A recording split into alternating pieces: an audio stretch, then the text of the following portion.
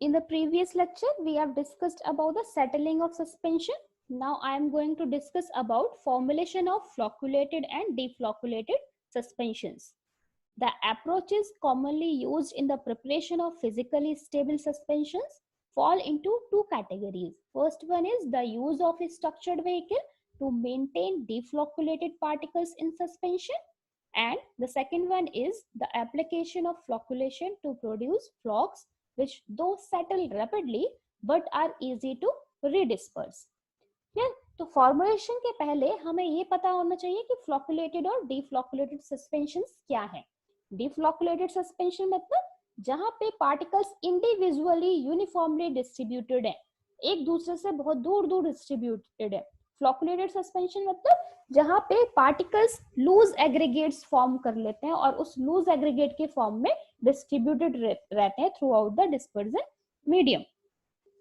डिफ्लॉकुलेटेड suspension के case में particles का साइज स्मॉल है, इसीलिए इंडिविजुअल पार्टिकल्स है, इसीलिए रेट ऑफ सेडिमेंटेशन स्लो होगा, ठीक है, जो कि डिजायर्ड है।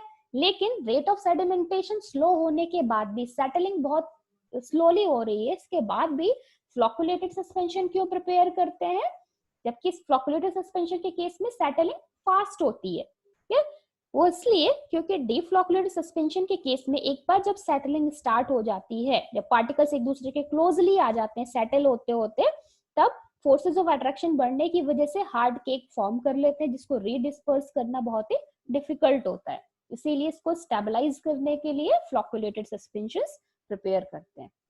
तो दो अप्रोचेस यहाँ पे दी गई है। पहली अप्रोच क्या है कि या तो स्ट्रक्चर्ड व्हीकल यूज करके डिफ्लॉकुलेटेड पार्टिकल्स को मेंटेन करके रख सकते हैं, जैसे कि उनका रेट ऑफ सेटलिंग स्लो हो जाएगा, या फिर फ्लॉकुलेटेड सस्पेंशन प्रिपेयर कर सकते हैं। उसके केस में सेटलिंग तो फास्ट होगी लेकिन डिस्पर्सिबिलिटी भी इजी हो जाएगी। क्लियर? तो फर्स्ट प्रोसेस आती है जब डिफ्लॉकुलेटेड सस्पेंशन बनाते हैं। ठीक, तो अब दो प्रोसेसेस हमें फॉलो करनी है। एक तो फर्स्ट इनिशियल स्टेप क्या हो गया, फॉर्मुलेशन ऑफ डिफ्लॉकुलेटेड सस्पेंशन।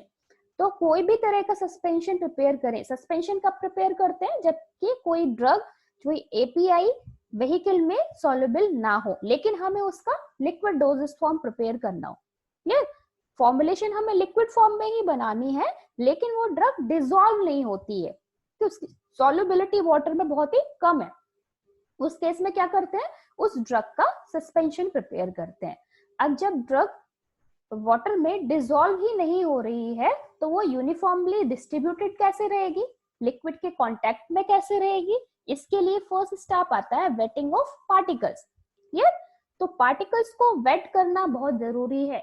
जब तक पार्टिकल्स वेट नहीं होंगे व्हीकल से लिक्विड मीडियम से, तब तक वो उस लिक्विड के कांटेक्ट में नहीं रहेंगे और दोनों फेजेस completely separate हो जाएंगी। Clear?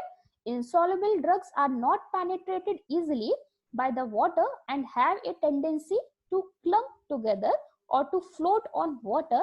In this case, the powder must first be wetted to make it more penetrable by water. Clear?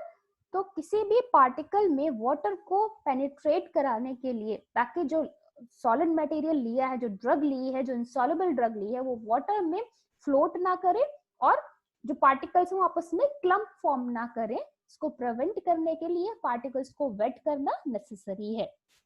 अब पार्टिकल्स को वेट करने के लिए क्या क्या ऐड कर सकते हैं, या तो कोसॉल्वेंट्स ऐड कर सकते हैं या फिर सर्फेक्टेंट ऐड कर सकते हैं। क्लियर? अब कोसॉल्वेंट और सर्फेक्टेंट्स क्या है, कोसॉल्वेंट मतलब कि जो सॉल्वेंट के साथ में ऐड किए गए हैं सॉल्वेंट की सोल्यूबलाइजिंग एक्टिविटी को इनहांस करने के लिए। को-सॉल्वेंट्स में एग्जांपल है, नीचे सेकंड नंबर पे दिया गया है, alcohol and glycerine may be employed as wetting agent.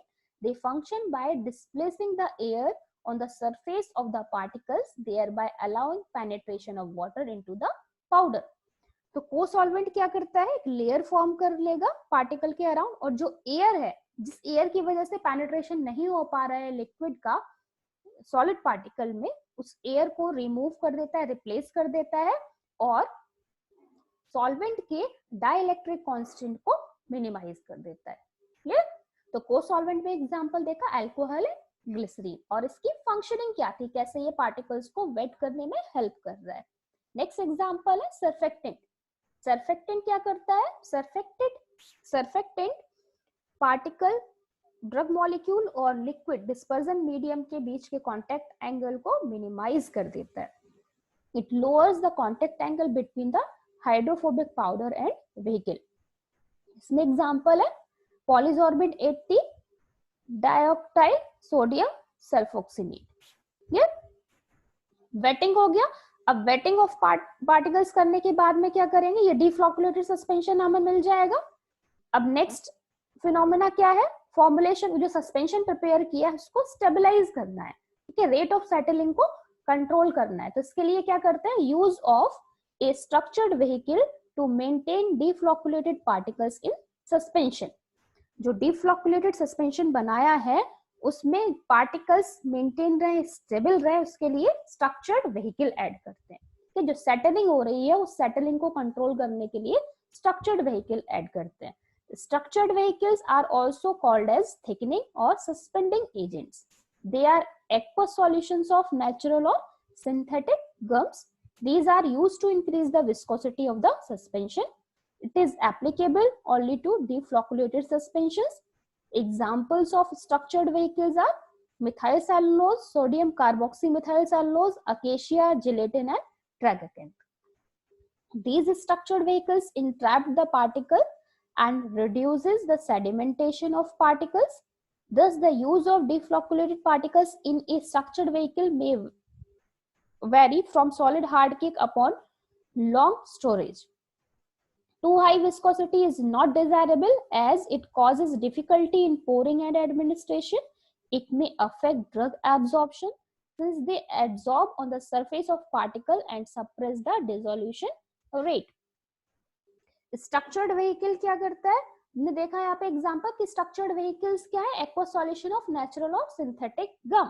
तो ऑब्वियसली जब स्ट्रक्चर्ड व्हीकल नेचुरल गम का एक्वस सॉल्यूशन जब ऐड करेंगे सस्पेंशन में तो उसकी विस्कोसिटी को इंक्रीज कर देगा।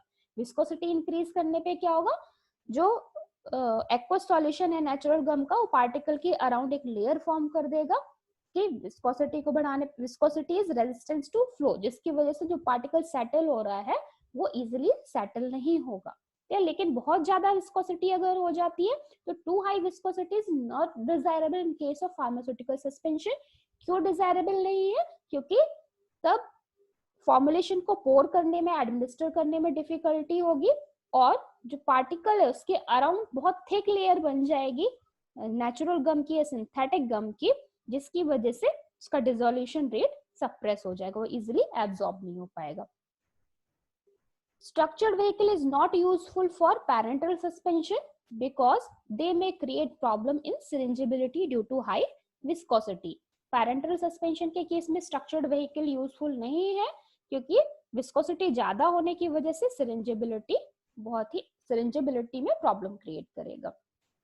A disadvantage of deflocculated system is the formation of a compact cake when the particles eventually settle. It is for this reason that the formulation of flocculated suspension in a structured vehicle is recommended.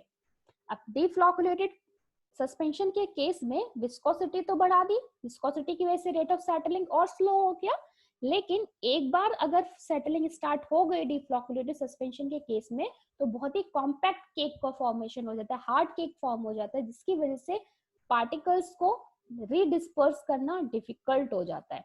उस case में हमें क्या करना है, इस situation को avoid करने के लिए कंट्रोल्ड फ्लॉकुलेशन इन स्ट्रक्चर्ड व्हीकल। के स्ट्रक्चर्ड व्हीकल यूज कर रहे हैं, क्यों, क्योंकि फ्लॉकुलेटेड सस्पेंशन के केस में सेटलिंग बहुत फास्ट हो जाती है क्योंकि फ्लॉक्यूल्स का साइज बड़ा होता है in case of deflocculated particles in comparison to deflocculated particles. Clear, तो स्ट्रक्चर्ड व्हीकल यूज किया और कंट्रोल्ड फ्लॉकुलेशन का फिनोमेना यूज किया। कंट्रोल्ड फ्लॉकुलेशन मतलब कि जो फ्लॉकुलेशन हो रहा है वो कंट्रोल्ड मैनर में होना चाहिए, कंट्रोल्ड मैनर में नहीं होगा तो जो फ्लॉक्यूल का साइज है वो बहुत एक्सेसिवली लार्ज हो जाएगा।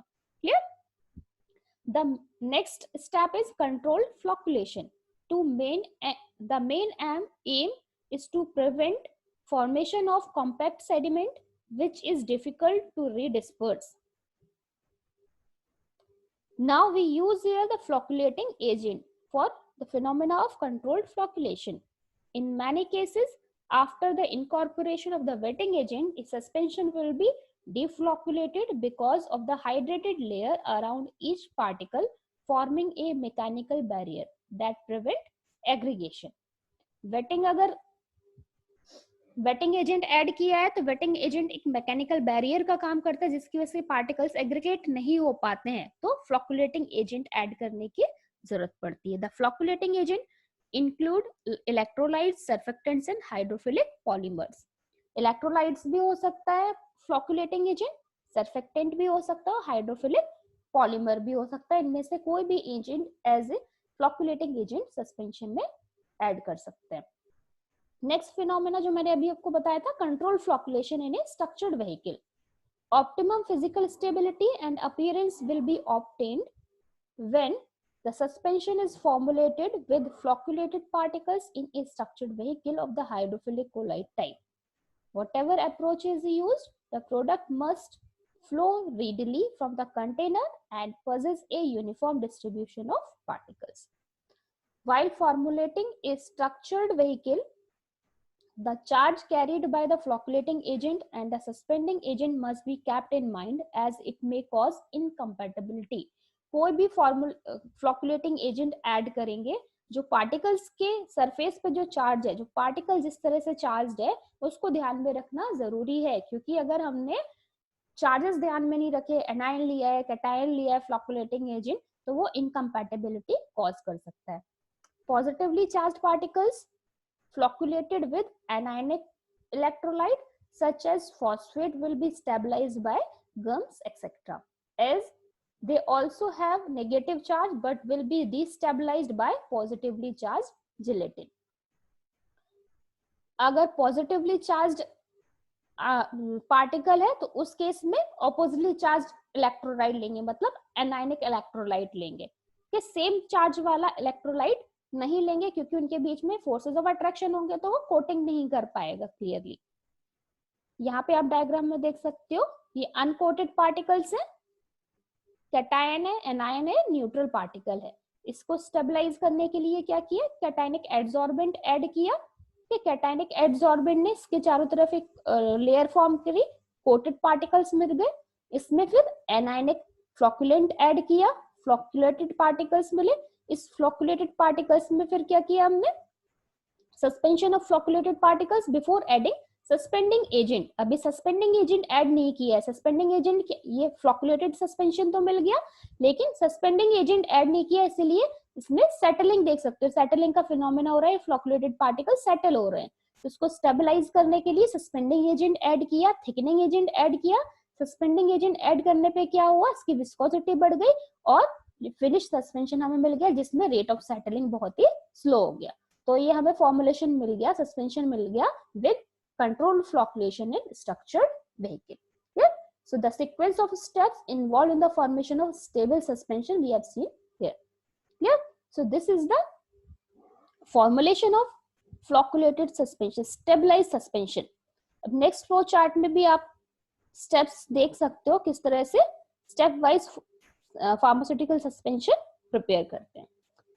First step is given finely divided particles. जो भी सस्पेंडेड पार्टिकल्स ले रहे हैं वो फाइनली डिवाइडेड होने चाहिए, स्मॉलर साइज के होने चाहिए. Particles are added to dispersion medium. Next we add the wetting agent. Wetting agent add करने पे डीफ्लोकुलेटेड सस्पेंशन मिलेगा.